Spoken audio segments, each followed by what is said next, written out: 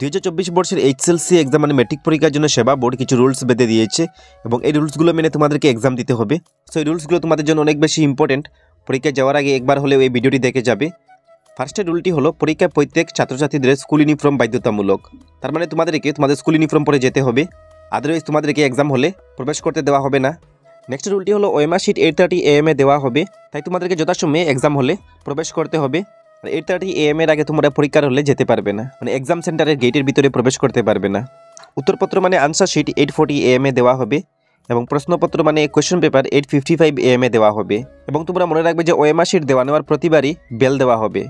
আর তোমরা মনে রাখবে যে ওএমআর শিটটি দেওয়ার পর তোমরা তোমাদের অ্যাডমিট কার্ডের রোল এবং নাম্বারটি মিলিয়ে নেবে যে তোমাদের ওএমআর শিটের রোল এবং নাম্বার তোমাদের অ্যাডমিট কার্ডের সঙ্গে ম্যাচ হচ্ছে কিনা না।